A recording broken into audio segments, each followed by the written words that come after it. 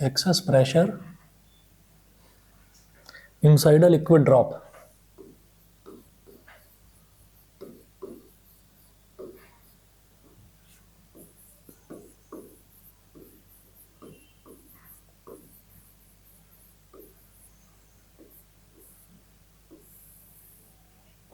Excess pressure inside a liquid drop. तो ये वाला टॉपिक देखिएगा. Consider a spherical liquid drop of radius capital R. Let sigma be the surface tension of the liquid. Due to its spherical shape, there is an excess pressure P inside the drop over that on outside. So this excess pressure acts normally outwards. Let the radius of the drop increase from capital R to R plus dr under the excess pressure P. हमने ये कहा है कि हमारे पास एक liquid drop है और liquid drop जो होती है, लिक्विड ड्रॉप में लिक्विड ड्रॉप का जो शेप है उसकी वो स्फेरिकल शेप है. ठीक है. अच्छा, अब हमने ये कहा let sigma be the surface tension of the liquid. तो लिक्विड की सरफेस टेंशन सिग्मा है. अब इसमें क्या होता है कि इसके अंदर मैं ये चाहता हूँ कि लिक्विड ड्रॉप के अंदर एक्स्ट्रा प्रेशर कितना है, एक्सेस प्रेशर, मैं उसका कैलकुलेट करना चाहता हूँ. तो वो देखिएगा कैसे कैलकुलेट करेंगे. हमने कहा कि ये हमारे पास एक लिक्विड ड्रॉप है और लिक्विड ड्रॉप में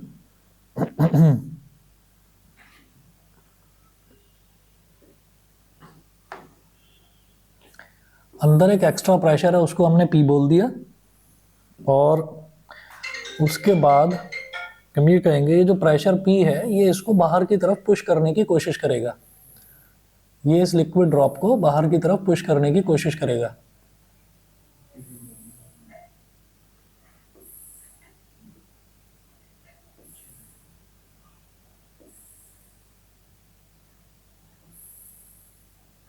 ऐसे. अच्छा, अब जो लिक्विड ड्रॉप है ये, इसका जो रेडियस है उसको हमने मान लिया कैपिटल R.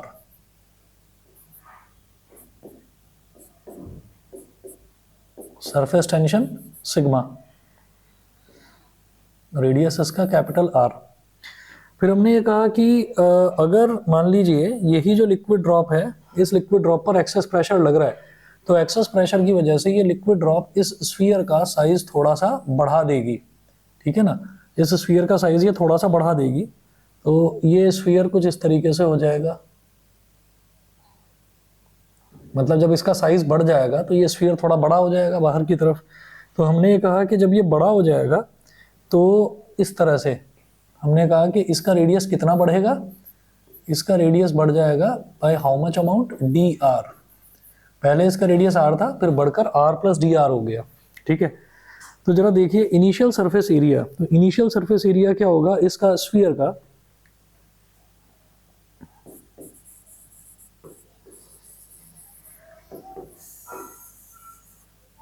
स्फीयर का इनिशियल सरफेस एरिया हो जाएगा 4 पाई r स्क्वायर.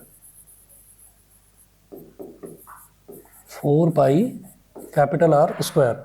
ये स्फीयर का इनिशियल सरफेस एरिया हुआ. फिर बोल रहे हैं कि फाइनल सरफेस एरिया कितना होगा. तो final surface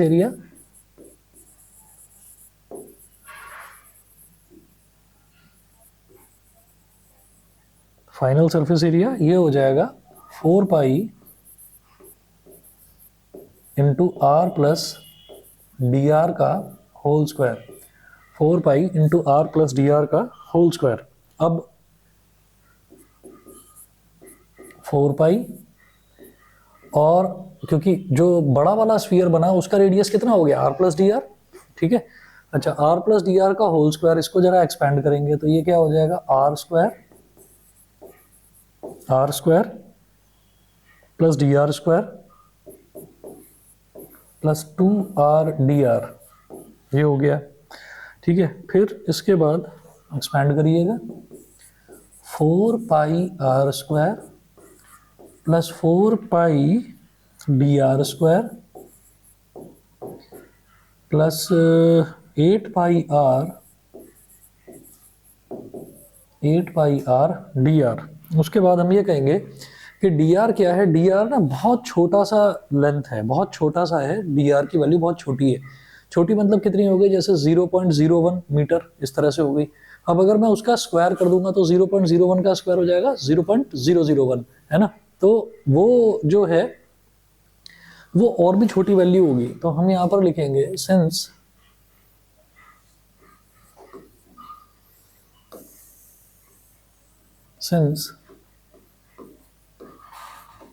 dr is very small, so dr square is very very small. Since dr is very small, so dr square is very very small. Therefore, dr square can be neglected. dr square को neglect करा जा सकता है. So final surface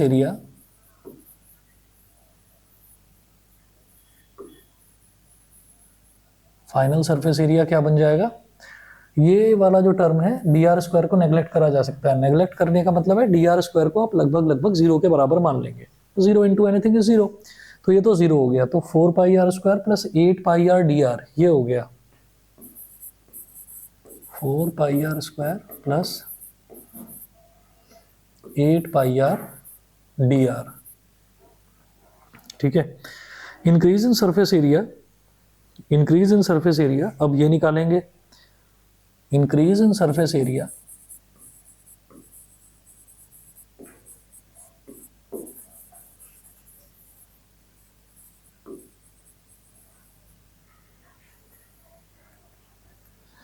is equal to final surface area. Final surface area कितना था? 4 pi R square plus 8 pi R D R, और initial surface area था 4 pi R square, 4 pi R square. तो ये नेगेटिव और ये पॉजिटिव, ये cancel out हो गया. तो इंक्रीज इन सरफेस एरिया कितना हो गया? ये हो गया 8 pi R D R, increase in surface area. फिर है work done in enlarging the drop.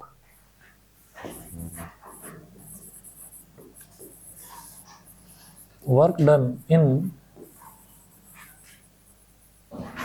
enlarging the drop. Drop को एनलार्ज करने में, यानी कि ड्रॉप को बढ़ाने में, ड्रॉप का जो साइज बढ़ रहा है तो उसमें वर्क कितना करना पड़ रहा है.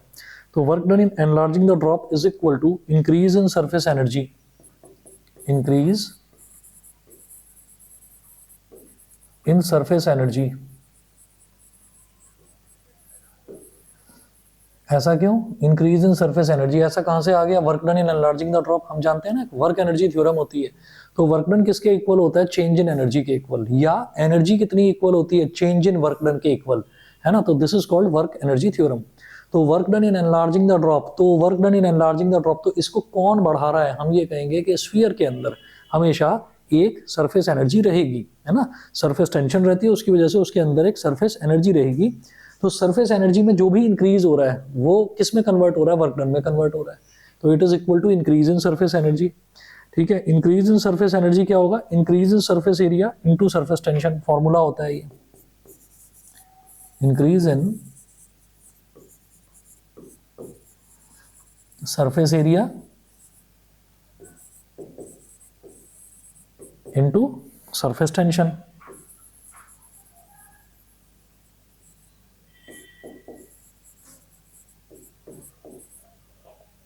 Increase in surface area, increase in surface area कितना? 8 pi R D R, 8 pi R D R into surface tension कितना है? सिग्मा. इसको बोल दिया हमने इक्वेशन नंबर 1. इसके बाद पेज नंबर 37 पर आ जाइए. But work done is equal to force into distance.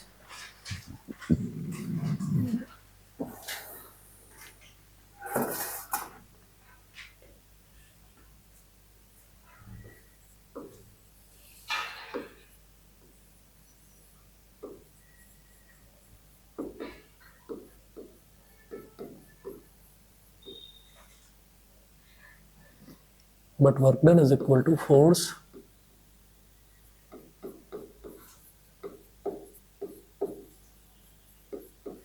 into distance. और फोर्स को क्या लिखेंगे? Pressure into area.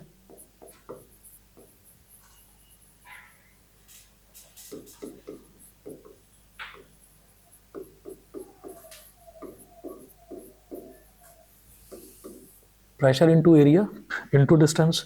अब प्रेशर कितना है, प्रेशर है अंदर जो लिक्विड ड्रॉप है, लिक्विड ड्रॉप के अंदर प्रेशर कितना है, तो लिक्विड ड्रॉप के अंदर प्रेशर है P, और उसका जो एरिया है वो कितना है 4 pi R square. 4 pi R square, जो लिक्विड ड्रॉप है उसका एरिया कितना है 4 पाई आर स्क्वायर, और वो कितना डिस्टेंस तक और चलना चाह रही है लिक्विड ड्रॉप, मतलब कितना बढ़ना चाह रही है dr, तो डिस्टेंस कितना हो गया dr। ठीक है, अच्छा जी, इसको इक्वेशन नंबर 2 बोल दो।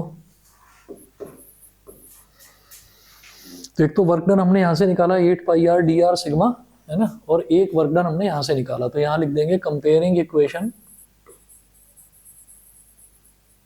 1 and 2,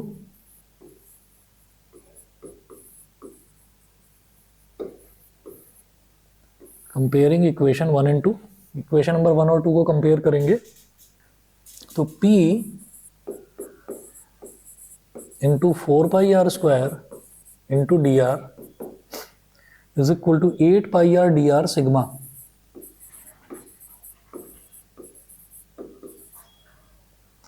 अब पाई से कट गया पाई, एक आर से एक आर, डी आर से डी आर, 4 1 जा 4, 4 2 जा 8, तो इधर 2 सिग्मा बचा और इधर आर बचा, तो P is equal to 2 sigma upon R.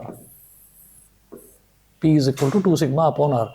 ये एक्सेस प्रेशर होता है इनसाइड अ लिक्विड ड्रॉप। हम ये जानते हैं कि जब भी कभी हम किसी लिक्विड ड्रॉप की बात करते हैं तो लिक्विड ड्रॉप जो है वो थोड़ी देर में फूट जाती है, ठीक है ना, टूट जाती है। वो क्यों टूट जाती है, क्योंकि उसके अंदर एक एक्स्ट्रा प्रेशर होता है। वो एक्स्ट्रा प्रेशर कितना होता है 2 सिग्मा अपॉन आर के इक्वल। ठीक है, चलिए जी, इसके बाद अगला देखेंगे access pressure inside a soap bubble. ठीक, यहां तक तो क्लियर है। ठीक है, नेक्स्ट देखते हैं।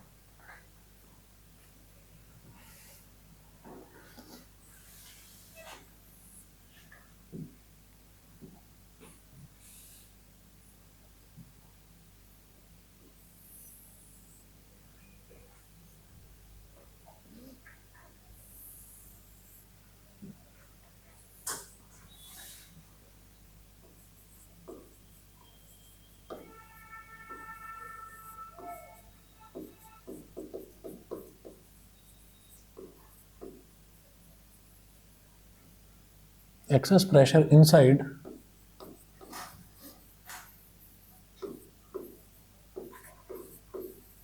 a soap bubble।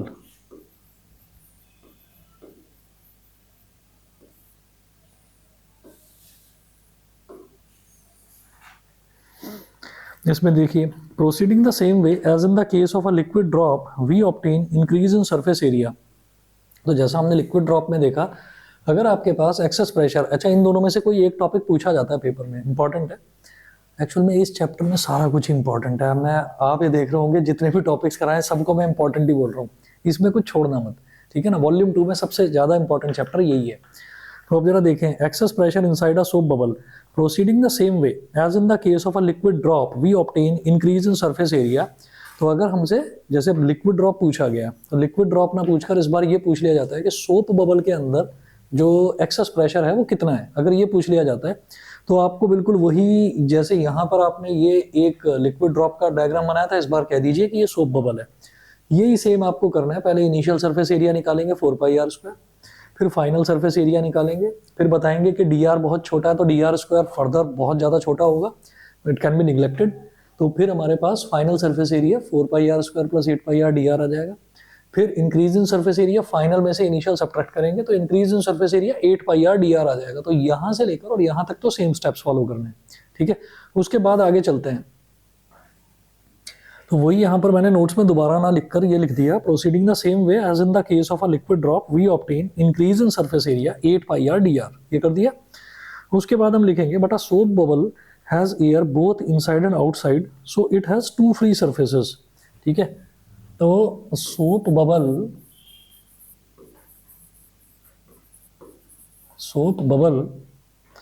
Has air both inside and outside, has air both inside and outside, so it has 2 free surfaces, So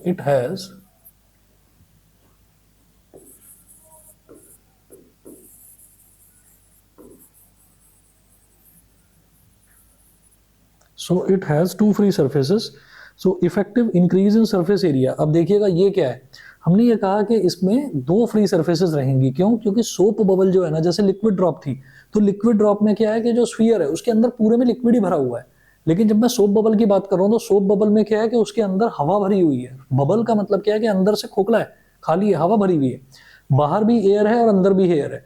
तो उसका जो फ्री सरफेस है वो दो है, मतलब एक तो आउटर कर्व्ड सरफेस पूरा स्फीयर का, और एक इनर, है ना।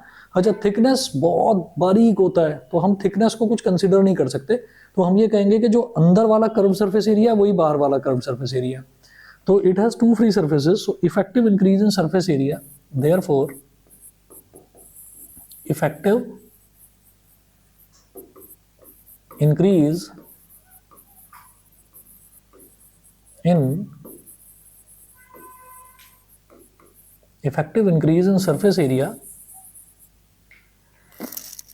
is equal to 2 into दो फ्री सर्फेसेस हैं तो 2 into 8 pi R D R, 8 pi R D R, तो कितना हो गया 16 pi R D R, 16 pi R D R. तो work done in enlarging the soap bubble,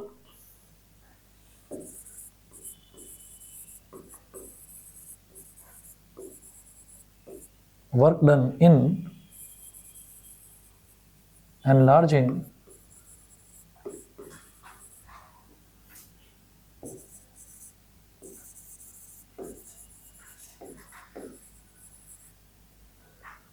done in enlarging the soap bubble is equal to increase in surface energy। फिर वही कहानी कि work done in enlarging the liquid drop, वो क्या था, increase in surface energy. यहां पर work done in enlarging the soap bubble is equal to increase in surface energy, increase in surface energy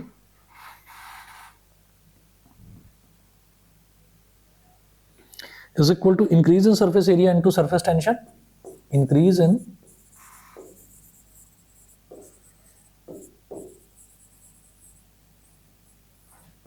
surface area into surface tension।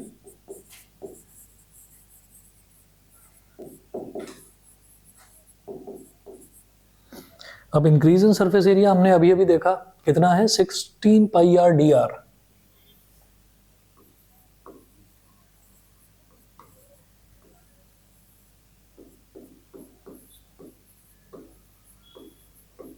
Sixteen pi R D R into sigma, surface tension is sigma.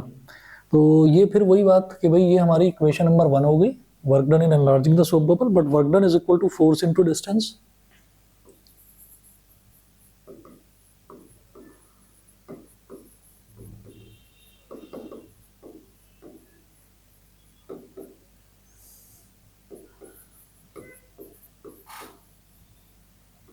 Force into distance, तो ये कितना हो जाएगा,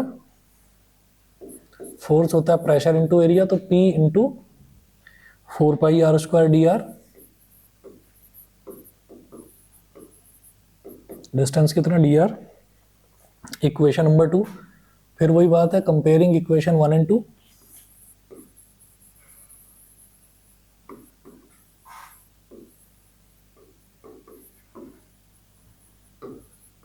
comparing equation 1 and 2, P into 4 pi R square, P into 4 pi R square D R is equal to 16 pi R D R sigma. Pi से pi कट गया, एक R से एक आर कट गया, डी आर से डी आर कट गया, 4 4 जा 16, so P is equal to 4 sigma upon R। excess pressure inside a soap bubble is 4 sigma upon R। ठीक है,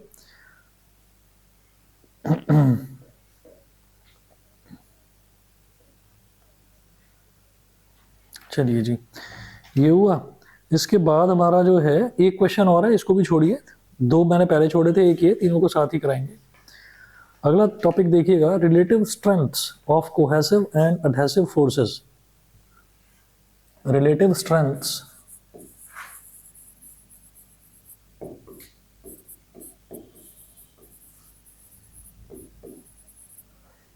of cohesive and adhesive forces.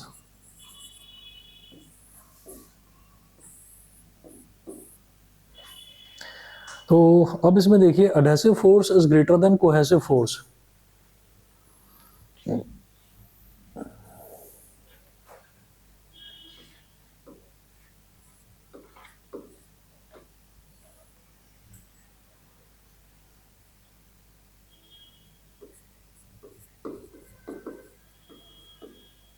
adhesive force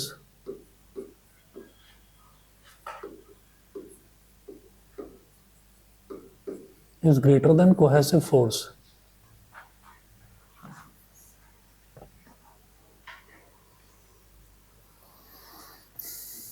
adhesive force is greater than cohesive force। तो इसमें आप ये देखिएगा कैसे explain करा जा सकता है इसको।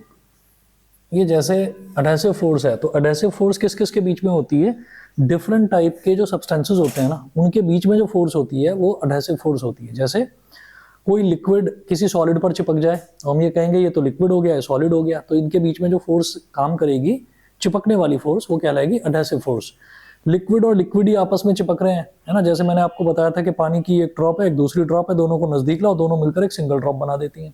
तो उनके बीच में जो फोर्स है that is called cohesive force. ठीक है, तो अब क्या बोल रहे हैं, adhesive force is greater than cohesive force. तो हमने कहा कि भाई पानी भरा हुआ था यहाँ पर, अब एडहेसिव फोर्स यानी कि ये जो सॉलिड है ये लिक्विड को ज्यादा अट्रैक्ट कर रहा है अपनी तरफ, ऐसे ये सॉलिड जो है ये लिक्विड को ज्यादा अट्रैक्ट कर रहा है। लेकिन लिक्विड लिक्विड को उतना ज्यादा अट्रैक्ट नहीं कर पा रहा है, कर रहा है, लेकिन कोहेसिव फोर्स से एडहेसिव फोर्स थोड़ी ज्यादा है इस बार।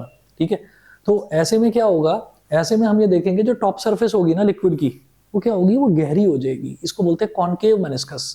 कॉनकेव मेनिस्कस, जैसे चाय बनती है, तो मैंने आपको बताया था ना, जब चाय बनती है, और आपने भी देखा होगा कि चाय जब उबल के धीरे धीरे धीरे धीरे ऊपर आती है, तो ऊपर आती है तो आपने देखा होगा बीच में से वो फूल जाती है, बीच में से फूल जाती है। तो बीच में से अगर कोई सरफेस फूली हुई है, तो उभरी हुई सरफेस है ना, बल्जिंग आउट सरफेस, क्या बोलते हैं उसको, कॉन्वेक्स सरफेस। कॉन्वेक्स, ये वाली सरफेस आपने देखी नहीं होगी। ये वाली सरफेस अगर आप देखेंगे, मर्क्यूरी में दिखती है ये वाली सरफेस, ठीक है ना। तो उसमें इस तरह से बनता है ये कॉनकेव मेनिस्कस। मेनिस्कस का मतलब टॉप सरफेस। ठीक है, तो क्या है कि जो ये जो कंटेनर है वो ग्लास का है, स्टील का है, किसी भी चीज का है, तो कंटेनर इस लिक्विड को ज्यादा खींच रहा है अपनी तरफ, तो इधर वाली जो फोर्स है वो थोड़ी ज्यादा है, खींचने वाली, है ना, यानी कि एडहेसिव फोर्स ज्यादा है। तो जब भी एडहेसिव फोर्स और जो लिक्विड को लिक्विड के साथ बांधे रखती है, वो वाली फोर्स जो है वो एडहेसिव फोर्स से कम है, तो ये वाली फोर्स ज्यादा है, ये वाली फोर्स कम है, तो ऑब्वियसली यहाँ पर एक कर्व्ड शेप बन जाएगी, यानी कि कॉनकेव मेनिस्कस बनेगा। तो देखो वही लिखा हुआ है यहाँ पर फर्स्ट पॉइंट में, adhesive force is greater than cohesive force, liquid wets the solid surface and has concave meniscus. Liquid wets the solid surface and have concave meniscus. तो liquid wets the solid surface का मतलब क्या है कि हमने इसके अंदर जो भी लिक्विड है उसको फेंक भी दिया ना निकाल कर, तो लिक्विड थोड़ा बहुत उसमें चिपका रह जाएगा। ठीक है ना, इसकी जो सरफेसेस है उस पर थोड़ा थोड़ा चिपका रह जाएगा। इसका मतलब क्या है कि एडहेसिव फोर्स ज्यादा है ना, लिक्विड और सॉलिड के बीच में जो फोर्स लग रही है वो थोड़ी ज्यादा लग रही है। ये हुआ पहला। उसके बाद दूसरा देखें, दूसरा है adhesive force is less than cohesive force.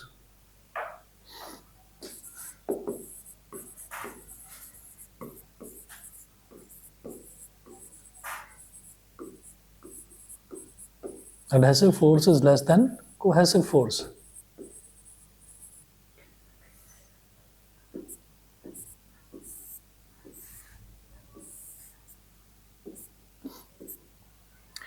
तो अब क्या है कि कोहेसिव फोर्स ज्यादा है, यानी कि लिक्विड लिक्विड को कुछ ज्यादा टाइटली बाइंड कर रखा है उसने, है ना, तो इसमें इस तरीके का सरफेस बन जाएगा। ठीक, ये क्या बनेगा, कॉनकेव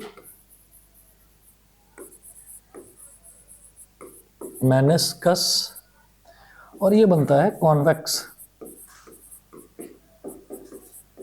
और तीसरा आप समझ ही गए होंगे कि अगर एडहेसिव फोर्स कोहेसिव फोर्स के इक्वल है तो प्लेन मेनिस्कस, ठीक है। तो थर्ड देखिएगा, adhesive force is equal to cohesive force liquid surface is plane, तो लिक्विड सरफेस इस केस में प्लेन होती है। इसके बाद अगला टॉपिक है एंगल ऑफ कॉन्टैक्ट, ठीक है, नया टर्म है, ध्यान से समझना, angle of contact. Angle of contact is defined as the angle theta between the tangent to the liquid surface, between the tangent to the liquid surface। अब जैसे ये लिक्विड सरफेस है, ये लिक्विड सरफेस है, ये लिक्विड सरफेस पर मैं tangent बनाना चाहता हूँ, तो ये उभरी हुई कहाँ पर है, टेंजेंट कहाँ पर बनेगा, जो सरफेस उभरी हुई होगी उस पर ही तो टेंजेंट बनेगा, गहरी सरफेस पर टेंजेंट नहीं बनता, ठीक है। तो ये उभरी हुई सरफेस है, इस पर मैंने टेंजेंट बना दिया, तो टेंजेंट ऐसे बनेगा यहाँ पर, ये बन गया टेंजेंट, ठीक है। अभी डेफिनेशन मैंने पूरी नहीं बताई है, दोबारा से सुनिए।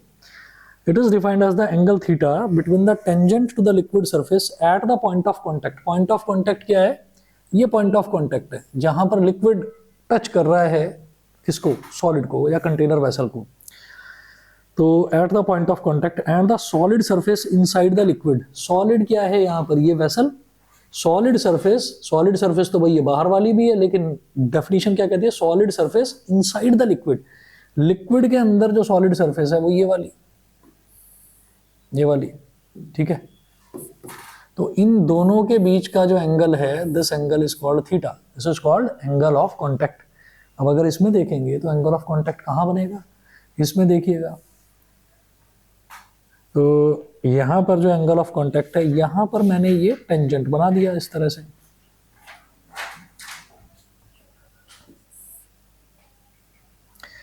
और solid surface inside the liquid ये,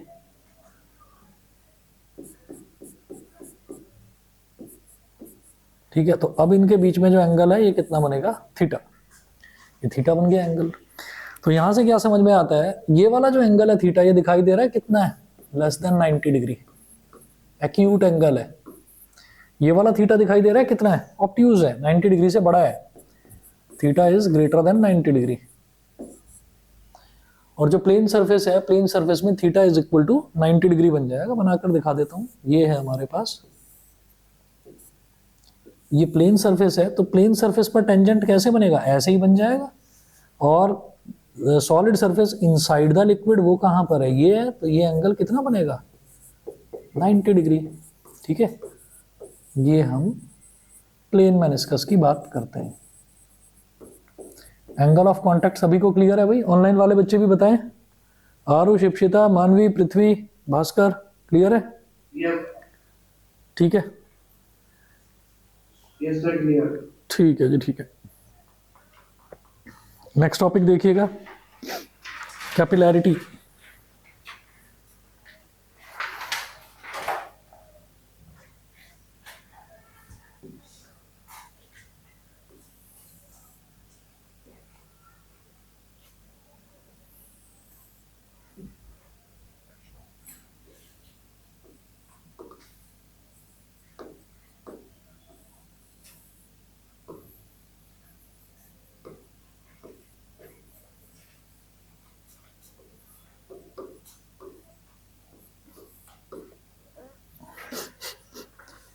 हाँ जी, कैपिलैरिटी क्या होता है, कैपिलैरिटी ये है कि जब भी कभी हम ये बात करते हैं कि कोई भी लिक्विड जो है, हमने जैसे मान लीजिए कभी एक काम करना, एक ना कोई टॉवल लेना और उस टॉवल को हल्का सा मतलब ऊपर कहीं पर बांध कर और नीचे बकेट में पानी भर के और उसको उसके अंदर डिप कर देना, उसका एक कॉर्नर डिप कर देना, और थोड़ी देर बाद आप देखना तो सिर्फ उतना ही टॉवल गीला नहीं होगा जितना उसके अंदर डिप कर रखा है। वो जो पानी है ना, वो थोड़ा गीलापन आपको थोड़ा ऊपर तक दिखाई देगा। मतलब मैं ये कहना चाह रहा हूँ कि जैसे मान लीजिए ये हमारे पास एक कंटेनर है और इसमें यहाँ तक पानी भरा हुआ है, और हमने इस तरीके से एक टॉवल है वो इसके अंदर हमने ऐसे डिप कर दिया, तो सिर्फ इतना हिस्सा गीला नहीं होगा, आप थोड़ी देर बाद देखेंगे कि उसका जो गीलापन है वो यहाँ तक पहुँच गया है, ठीक है। अब ऐसा भी नहीं है कि बिल्कुल ऊपर तक पहुँच जाएगा, लेकिन वो यहाँ तक तो गीला है, उससे थोड़ा और ऊपर तक गीला हो जाएगा। ऐसा क्यों हुआ, ये लिक्विड ऐसे राइज क्यों कर गया। ये जो राइज ऑफ लिक्विड होता है ना किसी भी सब्सटेंस में, जैसे यहाँ पर सब्सटेंस के नाम पर मैंने टॉवल ले लिया, तो यहाँ पर ये जो राइज ऑफ लिक्विड है इसी को हम कैपिलरी एक्शन बोलते हैं या कैपिलैरिटी बोल देते हैं। अच्छा, जरूरी नहीं है कि हर किसी में ये राइज ही हो, किसी किसी में ये लिक्विड लेवल फॉल भी करता है। ठीक है, तो डेफिनेशन देखिएगा, द फिनोमिना ऑफ राइज और fall of a liquid in a capillary tube in comparison to the surrounding is called capillarity,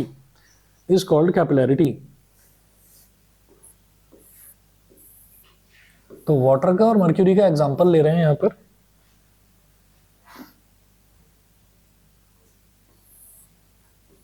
ये पतली सी ट्यूब बनाई एक और ये थोड़ी वाइट ट्यूब बना दी है।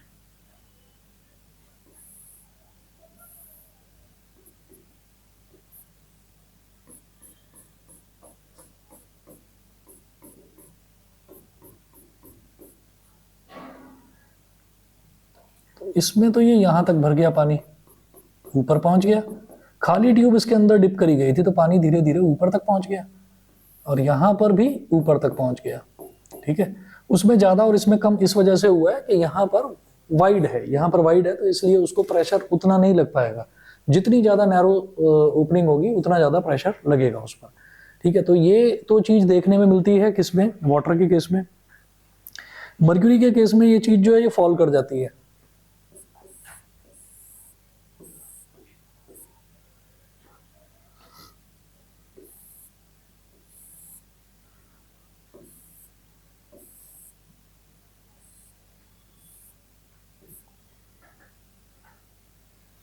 अब आप ये देखिए, यहां तक पूरा मर्क्यूरी भरा हुआ है बिल्कुल ऊपर तक। ठीक है, तो ये ऐसे यहां तक गिर गया और इसमें जो है इसमें यहां तक गिर गया। ठीक है, तो जो नॉर्मल लेवल है उससे थोड़ा सा नीचे हो जाता है कैपिलरी के अंदर। कैपिलरी का मतलब हम छोटे स्मॉल पाइप को कैपिलरी भी बोल सकते हैं, है ना। तो ये फिनोमिना, इस फिनोमिना को हम कैपिलैरिटी बोलते हैं। ठीक, फिर इसमें आपका लास्ट टॉपिक बच रहा है इस चैप्टर में, rise of a liquid in a capillary tube, ascent formula. ठीक है, ये देखिएगा, इसको फिर नेक्स्ट क्लास में देख लेते हैं। एक तो ये बचा हुआ है, एक न्यूमेरिकल्स बचे हुए हैं, 3-4 न्यूमेरिकल्स हैं। ठीक, नेक्स्ट क्लास में कंप्लीट हो जाएगा चैप्टर। ठीक है, और जिन बच्चों के पेपर में ग्रेविटेशन है, रोटेशनल मोशन है आ रहा है, अगर कुछ भी डाउट्स वगैरह पूछने हो, जो ऑनलाइन वाले हैं उनको भी बोल रहा हूँ, किसी को कुछ डाउट्स पूछने हो पुराने चैप्टर्स में तो बता देना। हमारा सिलेबस एक्चुअली ठीक चल रहा है, तो अगर पिछला भी कुछ आप पूछना चाहें तो मैं अगला चैप्टर शुरू कराने से पहले 1-2 क्लास में रिवीजन भी करवा सकता हूँ, बता देना। ठीक है, चलिए जी, ओके, गुड इवनिंग।